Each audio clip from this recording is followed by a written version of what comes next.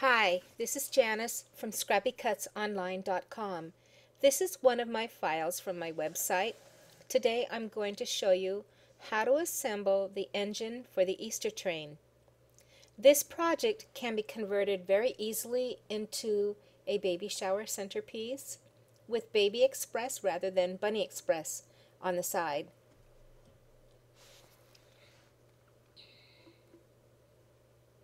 After all the pieces are cut, scored, and creased, it is time to start applying the adhesive. I've used several different types of adhesive to assemble this engine. In this case, I used the heavy-duty double-sided adhesive for part of the engine. But actually, I prefer the quick-drying glue. You will see that I switched to the glue later on in the video. I find it to be more forgiving, and I tend to make lots of mistakes. The cardstock I used for this project is from K & Company. It is the paper stack called Life's Little Occasions. It is double-sided and full of pastel colors that I thought would be perfect for the look I wanted for this Easter train. So, here I am creating the body portion of the engine. It is actually just a lidless box with one end longer than the other.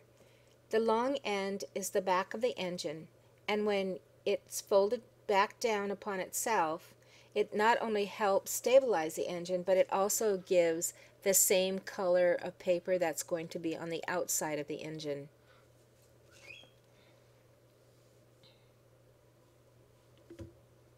This piece of the engine makes up the top of the engine and part of the cattle catcher, and is attached to the top and the front of the box. I find the easiest way to align this piece is to fold over backwards the top of the engine, fold and swing it over the top of the body, adhering the top flaps to the side of the box. The next step is to add the inner sides of the engine to the box. You can see it's beginning to take shape. Now adhere that back flap to the back of the engine as I mentioned before.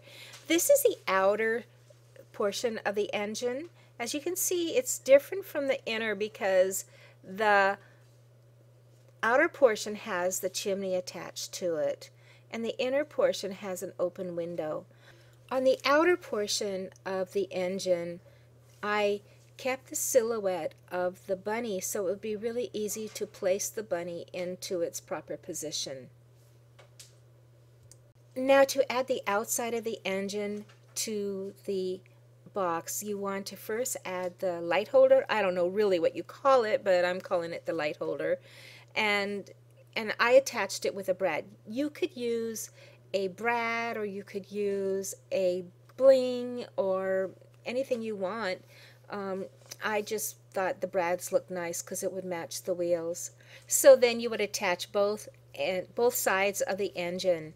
Make sure all those edges match, otherwise it's going to look a little bit funny, but hopefully it'll go together really well. I used the glue so I would have enough time to tweak it if it was necessary.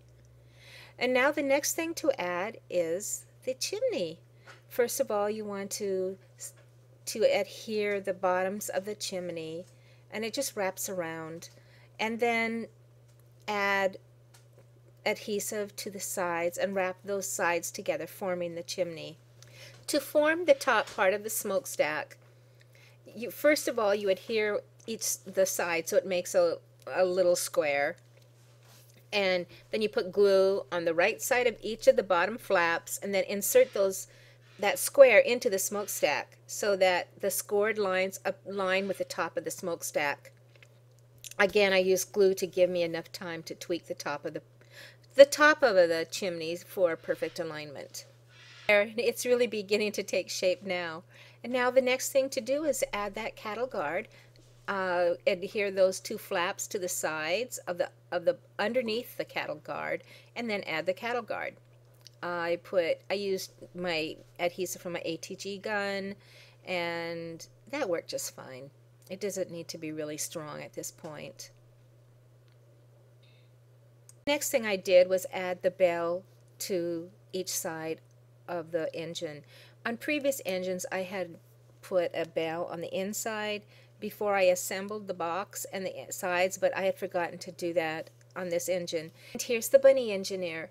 I used chalk and pens by Sakura and ink santuals to give details to the bunny.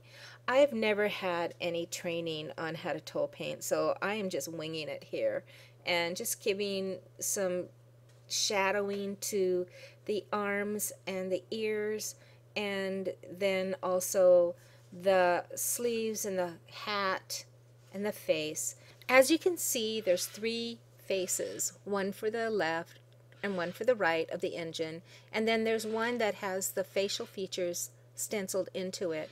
I do this for all of my die cuts that have detail like this because I know some of you have a hard time with freehanding and that is kind of afraid of freehanding drawing. So I make this easy for you. And so I'm using my Sakura pen. I love these pens. One is a glaze and one is a souffle. The souffle is I used for the nose. The glaze was really too pink, so I didn't like that. So, and then shadow the hat and the brim and then the sleeves, and then start adding it to your engine.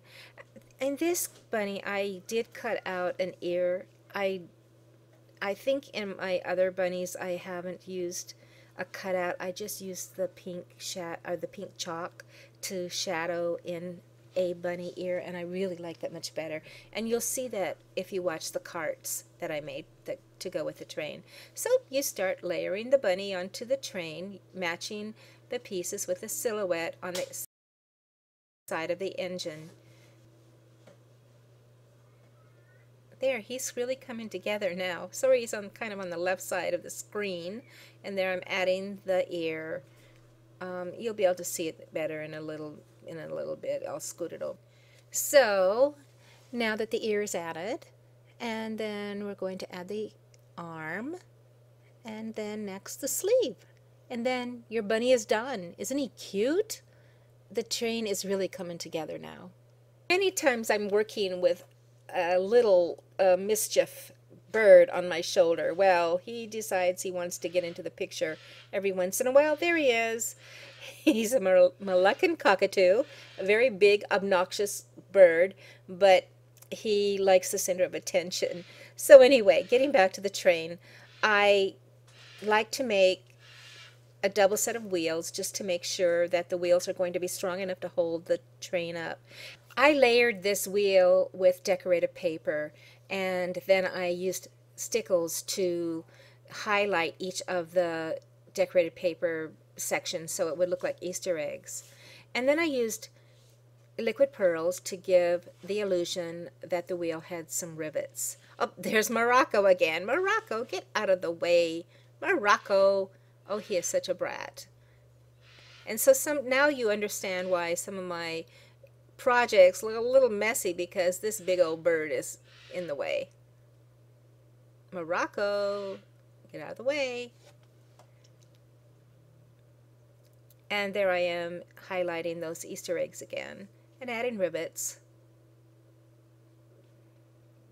A little bit off camera. Oh, Morocco.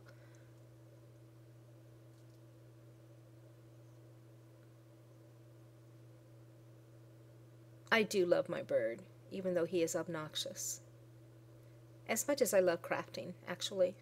Probably a little bit more, maybe, I don't know. So after putting the bird away and letting those wheels dry, make sure they're dry, because it takes about a good 30 minutes, hour for them to dry. Then you're going to assemble the wheels by using brads and then attaching them to the train. And then add the light. You can use a brad, but this time I chose to use a little bling to make the light.